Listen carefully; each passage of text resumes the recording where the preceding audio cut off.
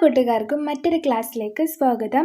ഇന്ന് നാം 5ാം ക്ലാസ്സിലെ അടിസ്ഥാന ശാസ്ത്ര പുസ്തകത്തിലെ 1ാമത്തെ യൂണിറ്റ് ആയിട്ടുള്ള ഒറ്റയല്ലൊരു ജീവിയും എന്നുള്ള പാഠഭാഗത്തിൻ്റെ ക്ലാസ്സിലേക്ക് കടക്കുകയാണ്. അപ്പോൾ ഈ ഒരു യൂണിറ്റിൻ്റെ പേരാണ് ഒറ്റയല്ലൊരു ജീവിയും. എന്താണ് ഒറ്റയല്ലൊരു ജീവിയും എന്ന് പറഞ്ഞാൽ?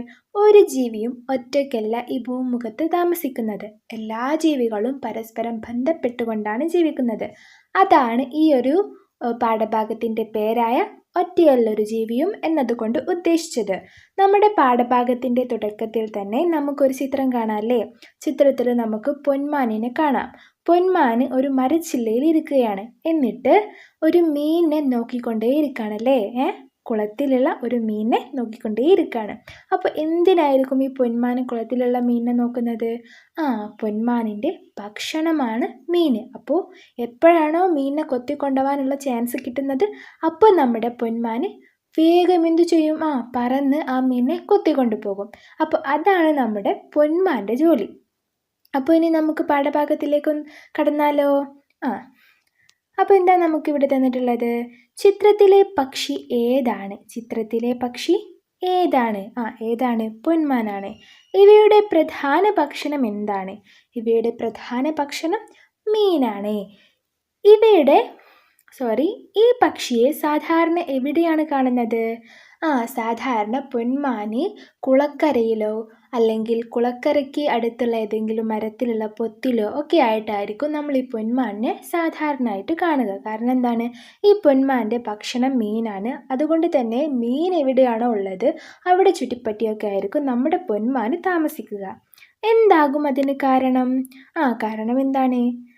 പൊന്മാൻ്റെ പ്രധാന ഭക്ഷണം മീനായതുകൊണ്ടാണ് കുളക്കരയിലും അവിടെ ഇവിടെയൊക്കെ ആയിട്ട് നമ്മുടെ പൊന്മാനെ കാണുന്നത്.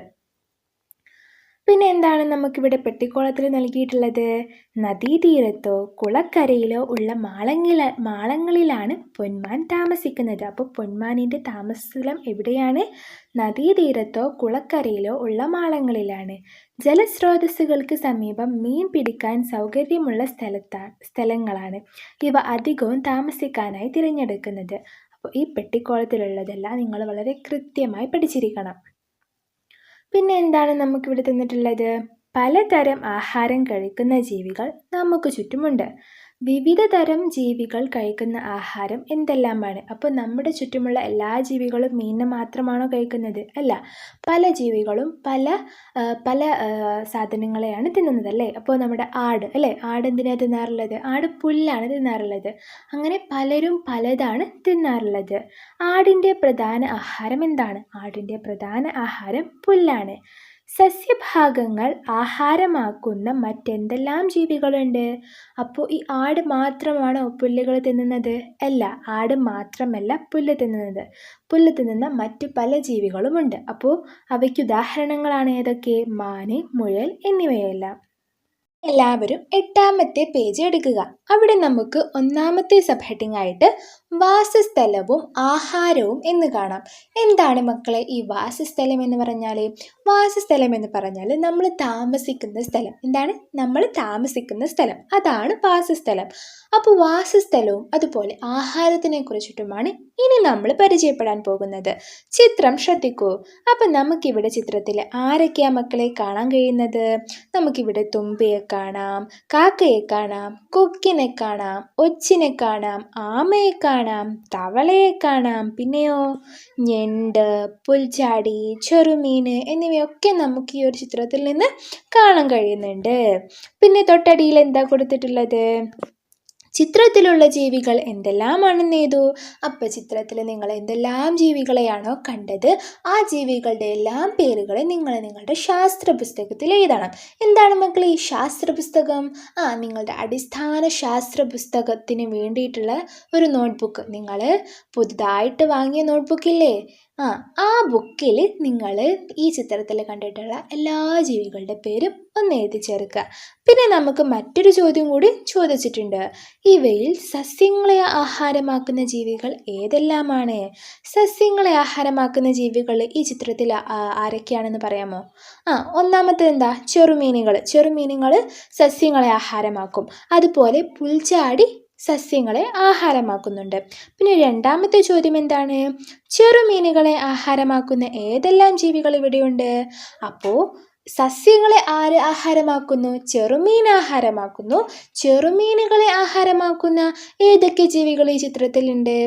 കൊക്ക്, കാക്ക എന്നിവയെല്ലാം ചെറുമീനുകളെ ആഹാരമാക്കും. 9-ാമത്തെ പേജിലേക്ക് ശ്രദ്ധിക്കുക. ഇവിടെ നമുക്ക് എഴുതി പൂരിപ്പിക്കാനായിട്ടൊരിടം തന്നിട്ടില്ലേ? നമുക്കിവിടെ കുറച്ച് എഴുതാൻ തന്നിട്ടുണ്ടല്ലേ?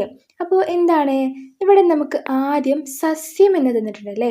സസ്യത്തിനെ ഭക്ഷിക്കുന്ന ജീവികളാണ് നമ്മൾ തൊട്ടടുത്തായിട്ട് എഴുതേണ്ടത്. സസ്യം എന്ന് പറഞ്ഞാൽ ചെറിയ ചെറിയ ചെടികളൊക്കെ അല്ലേ? ഈ ചെടികളെ ഭക്ഷിക്കുന്ന എന്തെല്ലാം ജീവികളുണ്ട്, ആ ജീവികളുടെ പേരാണ് നമുക്ക് തൊട്ടടുത്ത് നമുക്കിവിടെ ഒരു ആരോ മാർക്ക് ഇട്ട് തന്നിട്ടുണ്ട്. അവിടെ നമ്മൾ എഴുതേണ്ടത് സസ്യത്തിനെ ഭക്ഷിക്കുന്ന ഒന്നാമത്തെ ഒരു ജീവിയാണ് ചെറുമീൻ. പല ജീവികളും സസ്യത്തെ ഭക്ഷിക്കുന്നുണ്ട്. പക്ഷേ നമുക്ക് ഈ ഒരു ചാർട്ടിൽ എഴുതാനുള്ളത് ആരെക്കുറിച്ച് മാത്രമാണ്? നമ്മൾ നേരത്തെ ചിത്രത്തിൽ കണ്ടിട്ടുള്ള ജീവികൾ ആരൊക്കെയാണോ അവരെ മാത്രം ഉൾപ്പെടുത്തിക്കൊണ്ട് നമ്മൾ ഈ ഒരു പ്രവർത്തനം പൂരിപ്പിച്ചാൽ മതി.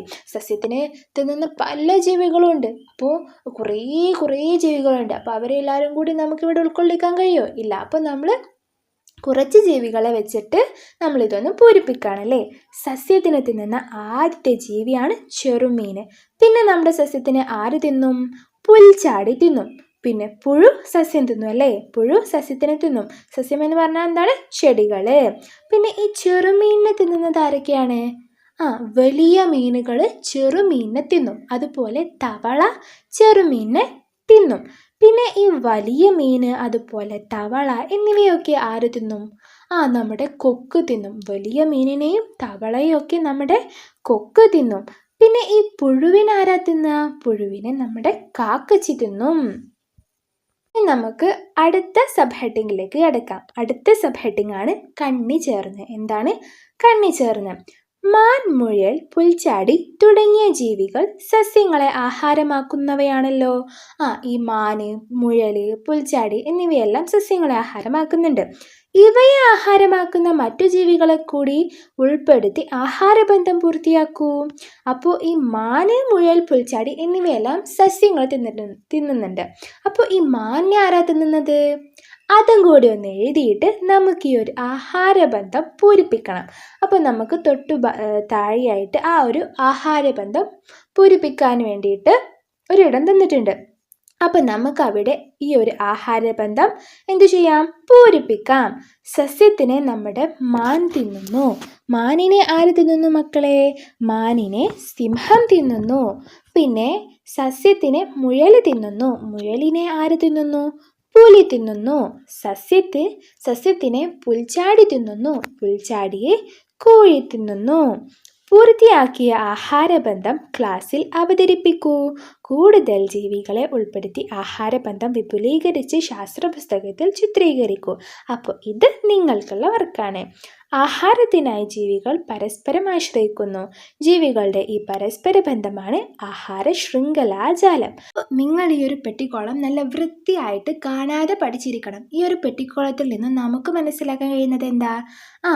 ആഹാരത്തിനായിട്ട് എല്ലാ ജീവികളും പരസ്പരം ബന്ധപ്പെട്ടുകൊണ്ടാണ് ജീവിക്കുന്നത്. അപ്പോൾ ഈ ഒരു പരസ്പര ബന്ധത്തിനെയാണ് നമ്മൾ ആഹാര ശൃംഖലാജാലം എന്ന് പറയുന്നത്. ആഹാര ശൃംഖലാജാലം എന്നുള്ള ഈ ഒരു വേർഡ് നിങ്ങൾ പറഞ്ഞ് കാണാതെ പഠിച്ചിരിക്കണം. അപ്പോൾ ആഹാര ശൃംഖലാജാലത്തിൻ്റെ ഒരു ചിത്രം നമുക്കിവിടെ തൊട്ട് താഴെയായിട്ട് തന്നിട്ടുണ്ട്. ആഹാര ശൃംഖലാജാലത്തിൻ്റെ ഈ ഒരു ചിത്രത്തിലേക്കൊന്ന് നോക്കിയാൽ നമുക്കിവിടെ തൊട്ട് താഴെയായിട്ട് 2 സസ്യത്തിൻ്റെ ചിത്രം നൽകിയിട്ടുണ്ട്. ഒന്നാമത്തെ സസ്യത്തിൻ്റെ നേരെയുള്ള ഏരോയിൽ നമുക്ക് പശുവിനെയും മാനിനെയും കാണാം. അതായത് ഈ പശുവും മാനും സസ്യത്തിനെ തിന്നുന്നുണ്ട്.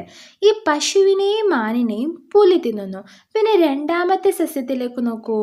ആ സസ്യത്തിൽ നിന്ന് പോകുന്ന ഏരോ എവിടേക്കൊക്കെയാണ് പോകുന്നത്?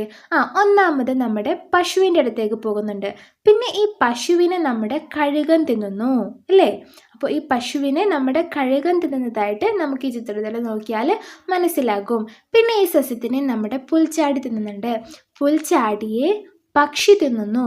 പക്ഷിയെ ആര് തിന്നുന്നു? നമ്മുടെ കുറുക്കൻ തിന്നുന്നു. കുറുക്കനെ നമ്മുടെ കഴുകൻ തിന്നുന്നു. ആര് തിന്നുന്നു? കഴുകൻ തിന്നുന്നു.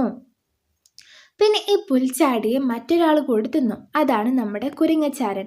കുരങ്ങച്ചാരൻ ആര് തിന്നുന്നു? നമ്മുടെ കടുവ തിന്നുന്നു. ഈ കടുവയെ നമ്മുടെ കഴുകൻ തിന്നുന്നു. ആര് തിന്നുന്നു? കഴുകൻ തിന്നുന്നു. പിന്നെ നമ്മുടെ ഈ സസ്യത്തിനെ തിന്നുന്ന മറ്റൊരാളാണ് എലി. എലി ആര് തിന്നുന്നു? പൂച്ച തിന്നുന്നു. ഈ പൂച്ചയെ ആര് തിന്നുന്നു? നമ്മുടെ കടുവ തിന്നുന്നു. പിന്നെ ഈ ഒരു സസ്യത്തിനെ തിന്നുന്ന മറ്റൊരാളാണ് നമ്മുടെ മാന്. മാനിനെ ആര് തിന്നുന്നു? കടുവ തിന്നുന്നു. കടുവയെ ആര് തിന്നുന്നു? നമ്മുടെ കഴുകൻ തിന്നുന്നു. ഇതുപോലെ നമ്മുടെ ഈ ഒരു ഭൂമുഖത്തുള്ള എല്ലാ ജീവികളും പരസ്പരം ആഹാരത്തിന് വേണ്ടിയിട്ട് ബന്ധപ്പെട്ടാണ് ജീവിക്കുന്നത്. അതുകൊണ്ടാണ് ഈ ഒരു പരസ്പര ബന്ധത്തിനെ ആഹാര ശൃംഖലാജാലം എന്ന് പറയുന്നത്. അപ്പോൾ ഇതോടുകൂടി ഈ ഒരു ക്ലാസ് ഇവിടെ അവസാനിക്കുകയാണ്. ഇനി ഈ ഒരു പാഠഭാഗത്തിൻ്റെ ബാക്കി ക്ലാസ്സുകളുമായിട്ട് നമുക്ക് അടുത്ത ക്ലാസ്സിൽ കാണാം. അപ്പോൾ ക്ലാസ് ഇഷ്ടപ്പെട്ടാൽ എല്ലാവരും ലൈക്ക് ചെയ്യുക, പിന്നെ സബ്സ്ക്രൈബ് ചെയ്യുക.